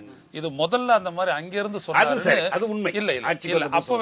அப்பவே என்ன ஆச்சு, இந்த மாதிரி சொல்லிட்ட உடனே கடுமையான குரல்ல நாங்க எதிர் அறிக்கையை விடுத்தோம் நாம் தமிழர் கட்சி சார்பா. உடனே அவர் கனடால இருந்துட்டு அந்த அமைப்புகள் கேட்ட போது அவர் சொன்னாரு, இப்படி நான் சொல்லவே இல்லை, இந்துல திருத்தி எழுதப்பட்டிருக்கிறது, மறுப்பு கொடுத்தோம் போடலன்னாங்க. நான் சொன்னேன், நீ இந்து கிட்ட போயிட்டு உங்களுக்கு பேசுறதுக்கான அவசியம் என்ன? நாங்கள் குரல் கொடுக்கவில்லை, உங்க குரல் வலை கூட மிச்சம் இருக்காதுன்னு சொன்னோம். அது கோபத்துக்காக அவர் பதில் சொன்னார். ஆக அவர் அப்படி பேசவில்லை. அவர் என்ன அப்படின்னா சட்ட ரீதியாக நிவாரணத்தை பெறக்கூடிய ஒரு முயற்சியில் இருக்கக்கூடிய சட்ட ரீதியான அரசமைப்பு ரீதியான ஒரு நிர்வாகி. அந்த அடிப்படையில் அவர் சில விஷயங்களை பேசுகிறார். எங்களால தனிநாடு கேட்க முடியாதுன்றது உங்களுக்கு தெரியாதா? இப்படிதான் அவர் பேசுறாரு. இதுல இருந்தே அவர் என்ன எதிர்பார்க்கிறாருங்கிறது பாதி வெளியே வந்துருச்சு. என்னால கேட்க முடியாதுன்னு தெரியாதுன்னா கேட்கணும்னு ஆசைதாங்கிற மாதிரி. ஆமா, அதேதான். அதனாலதான் அந்த முதல் இதுலயே நான் சொன்னோம், இது ஒரு எதிர்வாக்குதான், நெகட்டிவ் ஓட்டு. இதை தமிழர்கள் தங்களை வெளிப்படுத்தி விட்டார்கள். டிஎன்ஏக்கு விழுந்த ஓட்டே கூட என்னன்னா ராஜபக்சேக்கு எதிரான ஓட்டு தான். அதுவும் ஒரு பாசிட்டிவ் ஓட்டு கிடையாது. அவர்கள் எப்பொழுது பாசிட்டிவ் வாக்குகளை பெற்றார்கள் என்றால் அப்பொழுது தமிழீழ விடுதலைகளினுடைய அரசியல் நீட்சியாக அது இருந்த போதுதான். அது தமிழ் தேசிய கூட்டமைப்பு புலிகளால் உருவாக்கப்பட்டது. எனவே அங்கேதான் அவங்களுடைய லெஜிட்டிமசி இருக்கு. நீங்க செல்ஃப் டிட்டர்மினேஷன், தாயகம், தேசியம், தன்னாட்சி என்கின்ற 3 அடிப்படைகளையும் விட்டவுடன் அந்த லெஜிட்டிமசி அது போய்விடுகிறது. அவர்களுக்கு அந்த தார்மீக நிலைப்பாடை தக்க வைக்கவில்லை. அதனால் தான் இன்றைக்கு அவர்கள் சிக்கலில் சிக்கி இருக்கிறார்கள். அந்த கேள்வியை தான் அண்ணன் எழுப்புகிறார். நீங்கள் இங்க தேர்தலில் அதற்கு என்ன வேலைன்னு கேட்டது அதுதான். அதுக்கு அடுத்து நம்மளுடைய கருத்திலிருந்து எந்த விதமான ஒரு பின்னோக்கிய பார்வையிலே ஸ்ரீசேனா அவர்கள் வெற்றி பெற்றதற்கு பிறகு அங்கே ஈழத்தில் இருக்கிற மக்களுக்கெல்லாம் ஒரு பெரிய விடிவு கிடைத்து விடும் என்கிற நம்பிக்கை யாருக்கும் இல்லை. யார் வெற்றி அடையக்கூடாது நினைத்துமோ அவர் தோல்வியை தழுவி இருக்கிறார். அது இந்திய அரசாங்கத்திற்கும் கொடுக்கப்பட்டிருக்கிற சமிக்கை. ஐயா ஐயநாதன் அவர்கள் சொன்னது மாதிரி ஒரு பொருளாதாரத்திலே சீனா இன்னைக்கு 10 பேர்ல சிங்களவனா நீங்க 3 பேர் சீனன் இன்னைக்கு அந்த தெருவிலே உழவி கொண்டிருப்பது. பாகிஸ்தான் இங்க அடியெடுத்து வைத்திருப்பது ஒரு பெரிய ஒரு பொருளாதாரத்தை அந்த நாட்டில் முன்னேற்றுவதற்கான பாதை இல்லை. அவனுக்கு அடித்தளம் இந்தியாவின் அண்டை நாடுகளிலே தீவிரவாதத்தை வளர்ப்பதற்கான ஒரு தளமாக அதை பயன்படுத்திக் கொண்டிருக்கிறார் என்பது ஜாகிர் ஹுசேன் இங்கே கைதாகும் போது அங்க இருக்கிற உளவுத்துறை அதிகாரியே தான் எனக்கு இந்த ஆணை பிறப்பித்தார். அவருடைய ஆணைப்படி தான் இங்க வந்தேன் என்று பாகிஸ்தான் இலங்கை மண்ணை பயன்படுத்துவது, அவர்கள் அண்டை நாடுகளோடு அவர்கள் எதிரி நாடுகளோடு இந்தியா போன்ற அண்டை நாடுகளோடு தீவிரவாதத்தை வளர்ப்பதற்கான ஒரு களமாக அவர் இலங்கையை பயன்படுத்திக் கொண்டிருக்கிறார்கள். சீனா மொத்தமாக இலங்கையில கால் பதித்து இந்தியாவிற்குமானது. நரேந்திர மோடி இன்னைக்கு வாழ்த்து செய்தி எப்படின்னு பாத்தீங்கன்னா, அவர் வெற்றியடைந்து ஸ்ரீசேனா அவர்கள் வெற்றி பெற்று விட்டார்கள் என்று அறிவித்ததற்கு பின்னால் இல்ல, அதை அறிவிப்பதற்கு முன்னாலே பேஸ்புக்ல அவருக்கு வாழ்த்து சொல்லி செய்தி கொடுத்துட்டார் நரேந்திர மோடி. அதுல என்ன கொடுத்திருக்காரு, இலங்கையிலே தொடர்ந்து அமைதி நிலவுவதற்கும் இலங்கையினுடைய பொருளாதார வளர்ச்சிக்கும் இந்தியா எப்பொழுதும் துணை நிற்கும். என்ன இலங்கையிலே அங்கே அமைதியாக இருந்தது, யார் அங்கே அமைதியாக இருந்தது, சிங்கள மக்களா இல்ல ராஜபக்சேவா? யாருக்கு அங்கே அமைதி வேண்டும், யார் அமைதியை தேடி அங்கே போராடி கொண்டிருக்கிறார்கள்? அவர்களுக்கு நரேந்திர மோடி அரசாங்கம் செய்த உதவிகள் என்ன? அந்த அமைதியை கொண்டு வருவதற்கு ஏதாவது எள்முனையாவது நீங்கள் முயற்சியை மேற்கொண்டிருப்பீர்களா? சோ சிங்கள இனம் பௌத்த பேரினவாதம் அமைதியாக இருப்பதற்கும் உங்கள் நண்பர் ராஜபக்சே அவர்கள் நிம்மதியாக ஒரு அதிபராக தொடர்ந்து இருப்பதற்கான ஒரு நிலைப்பாட்டை தான் நீங்க எடுத்ததான் அது காட்டுது. என்ன ஒரு பொருளாதார வளர்ச்சி இருந்து என்ன ஒரு பெரிய பொருளாதார வளர்ச்சி கொடுத்த போறீங்க? 3300 கோடி ரூபாய் இலங்கைக்கும் இந்தியாவிற்குமான பொருளாதார வர்த்தகம் ஒரு வருடத்துக்கு 3300 கோடி ரூபாய். அது ஒரு பெரிய வர்த்தகமா? அது இலங்கைக்கு இந்தியாவுக்கு இடையில் ஒரு பெரிய வர்த்தகமா? இலங்கை ஒரு நட்புறவு நாடுன்னு இவங்க சொல்லி தொடர்ந்து நம்மளை ஏமாற்றி கொண்டு இருக்கு. வெளியுறவு கொள்கைகளை அந்த அடுத்த நாட்டோட இறையாண்மைக்கு நாங்கள் தலையிட மாட்டோம்னு சொல்றது ஒண்ணு, நட்பு நாடு என்று சொல்லுகிற போது நீங்கள் நட்பு பாராட்டுகிற அளவுக்கு இலங்கை அரசாங்கம் உங்களுக்கு என்ன செய்து கொண்டிருக்கு? அதுக்கு முன்னாடி ஒரு சின்ன ஒரு விளக்கத்தை சொல்லிட்டு தம்பி தொடரட்டும். இந்த நட்பு நாடுன்னு அவங்க சொல்றது என்னன்னா, இங்க இருக்கக்கூடிய பெருநிறுவனங்களுக்கு அங்கே முதலீடு செய்வதற்கான அங்கே ராஜபக்சே உள்ளிட்டவர்கள் கொள்ளையடித்த பணத்தை இங்க முதலீடு செய்வது பாகிஸ்தான்ல அதுக்கான வாய்ப்பு இல்லையா? ஏன் இருக்கு? அந்த நாட்டுல அந்த அளவுக்கு பொருளாதாரம் இல்லை. இது மாதிரி அது ஒரு சந்தை கிடையாது. அவர் சந்தையா இருந்தா பாகிஸ்தானோட நட்பு வைப்பாங்க, எல்லாருமே வைப்பா. வியாபாரி சரி அதான் சந்தை தான் நிர்ணயிக்குது. இவங்களுடைய சந்தைன்றது முதலீடு தான். அடிச்ச பணத்தை முதலீடு செய்யணும், அதை லீகலைஸ் பண்றது, அதுதான் லாண்டரிங் அப்படின்றதுடைய மறுபொருளே அதுதான். அது நடந்துட்டு இருக்குது, அவ்வளவுதான். நான் இங்க முக்கியமா வச்சது ஐனான் சார் சொல்லும் போது, இப்ப அங்க போர், இந்த தோல்விக்கு மிகப்பெரிய காரணம் இந்த போர்னால் ஏற்பட்ட பொருளாதார இழப்பு, இந்த போருக்கு துணை செய்த வல்லாதிக்க நாடுகளுடைய அதனால ஏற்பட்ட ஒப்பந்த விளைவு, அங்க சிங்கள உள்ள பாட்டாளி மக்கள், அங்கு உள்ள ஒடுக்கப்பட்ட ஏழை மக்களுடைய பரிதாப நிலை, அதை பார்த்து அவன் அகதிகளாகி கொடுமையாகிறான். இங்க நம்ம தேசிய பிரச்சனை, அதை தாண்டி எங்க பொருளாதார வறுமைன்னு அந்த நாட்டுக்குள்ள பிரச்சனைகள்லாம் பார்த்து இது பண்ணிருக்காங்க. இதுக்கு அடிப்படையான காரணம் தேவையில்லாம இவ்வளவு பெரிய மனித உயிர்களை கொன்ற இவ்வளவு பெரிய போருக்கு செலவழிக்கிற நாடு. அது ஒரு நாடு அடிப்படையில ரொம்ப ஒரு சின்ன நாடு, இவ்வளவு பெரிய போரை நடத்தக்கூடிய அளவுக்கு ஒரு அமெரிக்காவோ பிரிட்டனோ கூட கிடையாது. இந்த போர்னாலதான் நம்மகிட்ட உள்ள இந்த இன துவேஷம் தான் இந்த அளவுக்கு நம்மளையே இன்னைக்கு வீழ்த்தி இருக்கு அப்படிங்கிற விஷயத்த அந்த மக்கள் உணர்ந்திருக்காங்களா? அதை உணர்த்தக்கூடிய அமைப்புகள் சக்திகள் அங்க இருக்காங்களா? அப்படிலாம் அங்க உணர்த்துறதுக்கான எந்த அரசியல் ஆற்றலும் கிடையாது. சிங்கள அமைப்புகள் புரட்சிகர அமைப்புகள்கிட்ட அது கிடையாது. அதான் ஒரு ஜெயசூர்யாட்ட இருக்குது, ஜெயசூர்யா பத்தி பேசியிருக்கிறாரு. அவர் மிகச்சிறிய அமைப்பு, பெரிய வலிமையான அமைப்பெல்லாம் ஒண்ணு கிடையாது. அவங்களை தவிர ஃப்ரண்ட் லைன் ஆர்கனைசேஷன்ல பேசியிருக்கிறாங்க. அதை தவிர மத்த ஜேபிபில இருந்து எல்லாருமே அப்ப தமிழின விரோதம் தான் அவங்களுடைய ஒரே ஆற்றலா இருந்திருக்கு. அது ஒண்ணுதான் அந்த ஒரே ரித்தோரிக் அவங்களுக்கு. அதுதான் அவங்க அழிவுக்கும் காரணமா இருக்குங்கிறது புரியுது. அது ஒண்ணு இல்ல, அங்க அது என்னன்னா, நீங்க சிங்கள கட்சிக்கு எப்படி பார்க்கலாம், ஆர்எஸ்எஸ் இருக்கு, விஹெச்பி இருக்கு, பிஜேபி இருக்குது, இந்த மாதிரி பல்வேறு, இந்த ராம்சேனா இருக்குது, இந்து முன்னணி இருக்கு, இதெல்லாம் பல்வேறு பெயர்கள் இருக்கின்றன. ஆனா கொள்கை ஒன்றுதான், இந்துத்துவம் என்கின்ற ஒரே கொள்கை. சுதந்திர கட்சியா இருந்தாலும் இடதுசாரியா இருந்தாலும் தமிழ்நாடு ஒரே கொள்கைங்கிறீங்களா? இன்னும் சொல்ல போனா அந்த போருக்கு பிறகு காஷ்மீர்ல சிபிஎம் இருந்தா என்ன, காங்கிரஸா இருந்தா என்ன, புரியறதுக்காக சொல்றேன். 2009 பிறகு அந்த போர் முடிந்ததற்கு பிறகு ராணுவத்தினர், இலங்கை ராணுவத்தினர் ஒரு பெரிய அளவுக்கு இழப்பை அந்த போர்ல இவங்க சைடுல இழந்த ஒரு சோர்வூட்ட நிலைமையில இருந்ததாக சொல்லப்பட்ட பொழுது, ஒவ்வொரு பேரக்ஸா போய் ராணுவ கட்டடமா போய் அவரை உற்சாகம் ஊட்ட பேச்சுக்களை பேசியது ஜேவிபியை சேர்ந்த பேச்சாளர். இதை சிங்கள பத்திரிகையாளர் சொன்னார். ஏனென்றால் இந்த ஜேவிபியை சேர்ந்தவங்க கம்யூனிஸ்டுகளாக இருக்கக்கூடியவர்கள் வந்து நல்ல ஒரு வீரதீரமான பேச்சுக்களை பேசக்கூடியவர்கள். அப்படியான ஒரு பேச்சு வீரமிக்க நீங்க நாட்டிற்கு மிகப்பெரிய அர்ப்பணிப்பை செய்திருக்கிறீர்கள் என்று போய் பேசியவர்கள். இது என்ன ஆச்சுனால் ஜேவிபியினுடைய ஆதரவை அளித்தது. ஏனென்றால் ஜேவிபியினுடைய பாட்டாளி மக்கள் எழுச்சியை அங்கு நடந்த பொழுது 80களில் நடந்த பொழுது இதே ராணுவம் தமிழர்கள் எப்படி கொலை செய்ததோ அப்படி சிங்கள இளைஞர்களையும் கொலை செய்தது. கிட்டத்தட்ட 70,000 சிங்கள இளைஞர்கள் காணாமல் போனார்கள். அந்த சிங்கள பத்திரிகையாளர் வந்து ஒரு படத்தை காமிக்கிறாரு. சிங்கள பகுதியில் நடந்த ஒரு படம். ஒரு பிணம் வந்து ரோட்ல கிடக்குது. மக்கள் வந்து நடந்து அவங்க பாட்டு காய்கறி வாங்க போறாங்க, அது போயிட்டு இருக்காங்க. ஒரு சராசரியான ஒரு நிலை இருக்கிறது. இன்னொரு படத்தை காண்பிக்கிறாரு. ஒரு சிங்கள இளைஞனை கொன்னு கை தனியா கால் தனியா தலை தனியா வந்து சிங்கள ராணுவமே பிடிச்சிட்டு இருக்கு. அவங்க சொல்றாங்க இந்த கொடூரமான கொலைகளை செய்த அந்த ராணுவத்தின் மீது சிங்கள மக்களுக்கு மிகப்பெரிய வெறுப்பு இருந்தது. சிங்கள உழைக்கும் மக்களுக்கு மிகப்பெரிய வெறுப்பு இருந்தது. அதையெல்லாம் அந்த ஜேவிபி, ஏன்னா ஜேவிபி தான் அதை பண்ணுச்சு, ஜேவிபி தான் கொலை பண்ணாச்சு. இந்த அரசாங்கம் கொலை பண்ணு, இலங்கை அரசாங்கம் கொலை செய்தது ஜெயவர்தனாவுடைய காலத்துல. அந்த வெறுப்பை எல்லாம் குழி தோண்டி புதைக்கின்ற பணி இதே ஜேவிபி தான் செஞ்சாங்க. நீங்க மிகச்சிறப்பா போர் புரிந்தீங்க, நாட்டுக்கு மிகப்பெரிய ஒரு சேவையை செஞ்சீங்க அப்படின்னு சொல்லி பேசினாங்க. ஆக சிங்களம் திருந்துவதற்கான வாய்ப்புகள் என்பது சாத்தியமே இல்லை. அந்த சிங்கள பத்திரிகையாளர் எங்களிடத்தில் சொன்ன அந்த வரியை நான் திரும்ப சொல்ல விரும்புகின்றேன். சிங்கள மக்கள் ஜனநாயகம் அடைய வேண்டும் என்றால், சிங்கள மக்கள் இந்த ஆட்சியாளர்களிலிருந்து விடுதலை பெற வேண்டும் என்றால் தமிழீழ விடுதலை மட்டும்தான் எங்களுக்கு இருக்க ஒரே வாய்ப்பு அப்படின்னார். இதை சொன்னவர் சிங்களர்.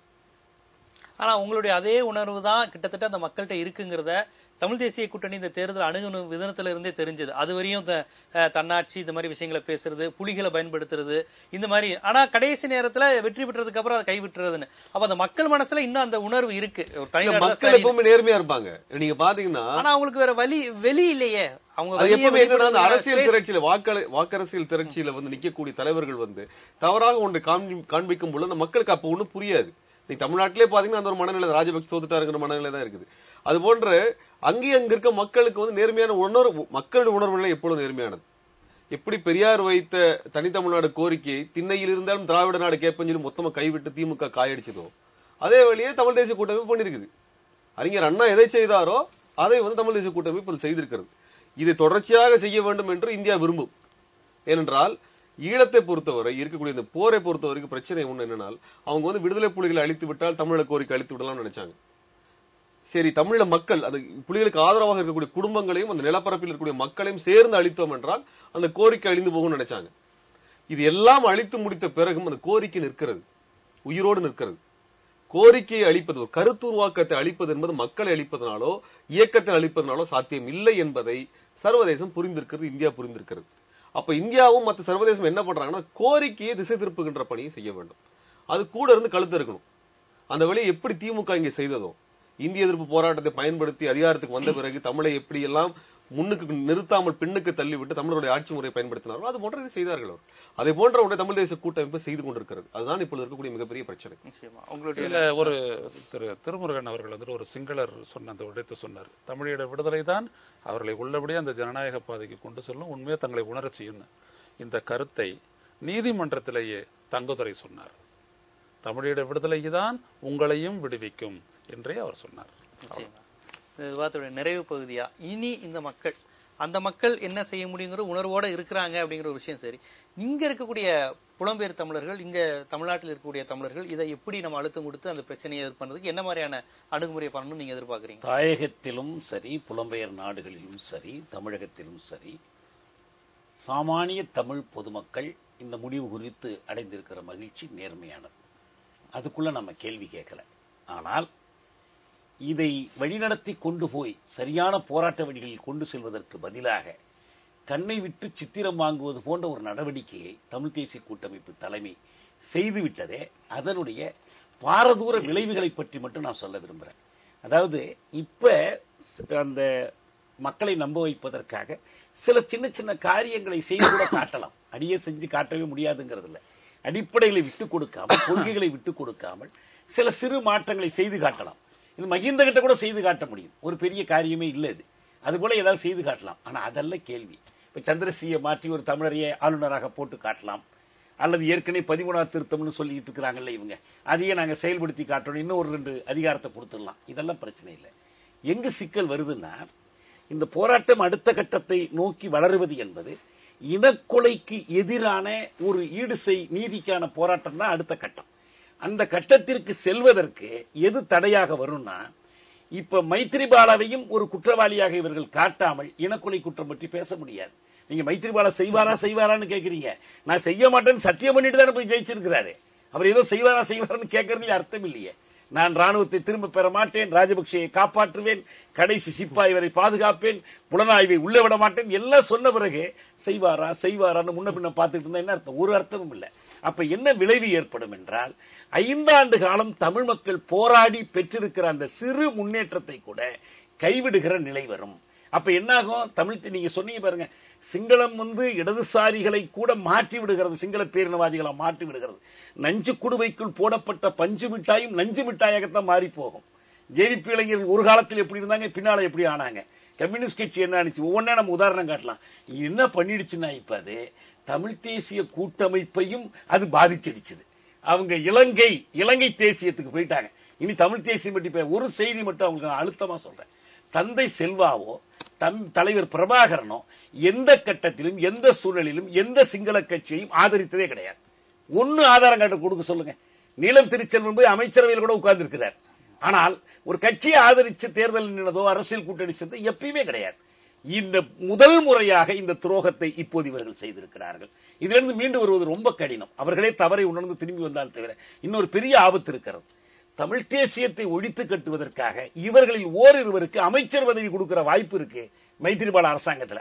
அமைச்சரா உட்கார்ந்ததற்கு பிறகு யாராவது இனக்கொலை குற்றம்னு பேசினா இவங்களும் சேர்ந்து சொல்லுவாங்க, அதையெல்லாம் நாங்களே மறந்து ரொம்ப நாள் ஆச்சுப்பா, நீங்க ஏன் பேசிட்டு இருக்கிறீங்க, ஐநா வேண்டாம், விசாரணை வேண்டாம், ஒண்ணு வேண்டாம், எங்களை சும்மா விட்டுருங்க, நாங்க சந்தோஷமா இருக்கிறோம் என்று சொல்லக்கூடிய நிலை வந்துடும். இதன் மூலமாக என்னன்னா, சின்னஞ்சிறு ஆதாயங்களுக்காக, சின்னஞ்சிறு மாற்றம் என்ற தோற்றத்திற்காக இவர்கள் அடிப்படை லட்சியத்தை, அடிப்படை குறிக்கோளை ஒன்று நாம் உறுதியா நம்பலாம். எது போனாலும் யார் போனாலும் மக்கள் இருக்கிறார்கள், அவருடைய போராட்ட உணர்வு இருக்கிறது, லட்சிய தாகம் இருக்கிறது, தமிழர் தாகம் என்பது தமிழீழ தாயகம் என்ற உணர்வு இருக்கிறது. அதனுடைய அடையாளம் தான் இவ்வளவு பெரிய சம்பந்தன் மாவை சேனாதிராஜா எடுத்த முடிவை அனந்தி சசிதரன் எதிர்த்து நின்றிருக்கிறார். தமிழீழத்திற்குள்ளே எதிர்க்கிற அமைப்புகள் எத்தனையோ இருக்கிறாங்க.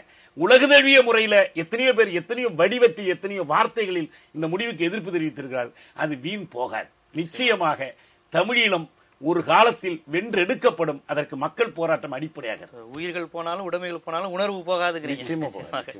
இன்றைய விவாத அரங்கம் நிகழ்ச்சியில் பல்வேறு கருத்துக்களை, அதாவது இந்த இலங்கை தேர்தலினுடைய இப்போதைய முடிவு எந்த அளவுக்கு தமிழர்களுக்கு சாதகமாக இருக்கும் அல்லது எந்த மாற்றத்தையும் ஏற்படுத்தாதா என்கின்ற தொனியில் இந்த விவாதம் ஆரம்பித்து, இலங்கையினுடைய வரலாற்றில் இது எத்தகைய மாற்றத்தை ஏற்படுத்த போகிறது, எத்தனைய மாற்றத்தை ஏற்படுத்த நாம் என்னென்ன வேலைகளை செய்ய வேண்டும், தமிழ் தேசிய கூட்டமைப்பு அதை தவற விட்டதா அல்லது அதுதான் செய்திருக்க வேண்டுமா, மக்களிடம் உள்ள உணர்வு ஒன்றுபட்ட இலங்கையா அல்லது தவிர்க்க முடியாமல் இருக்கிறார்களா, தமிழீழம் என்கின்ற உணர்வுதான் புலம்பெயர் மற்றும் தமிழகத்தில் உள்ள தமிழர்கள் மற்றும் ஈழத்தில் வாழ்கின்ற தமிழர்களிடம் இன்னும் அழுத்தமாக இருக்கிறதா போன்ற பல்வேறு கேள்விகளுக்கு ஒரு விடை காணும் விதமாக இந்த விவாத அரங்கத்தில் கலந்து கொண்ட 4 ஆளுமைகளும் தங்களது கருத்துக்களை பரிமாறினார்கள் என்றே நாம் சொல்ல வேண்டும். இந்த விவாதத்தில் கலந்து கொண்டு பல்வேறு கருத்துக்களை எடுத்துரைத்த தமிழ் தேசிய விடுதலை இயக்கத்தினுடைய தலைமை ஒருங்கிணைப்பாளர் தியாகு அவர்களுக்கும், மறுமலர்ச்சி திராவிட முன்னேற்ற கழகத்தினுடைய தலைமை கழக பேச்சாளர் காரை செல்வராஜ் அவர்களுக்கும், மே 17 இயக்கத்தினுடைய ஒருங்கிணைப்பாளர் திருமுருகன் அவர்களுக்கும், மூத்த பத்திரிகையாளர் மற்றும் அரசியல் திறனாய்வாளர் ஐயநாதன் அவர்களுக்கும் எங்களுடைய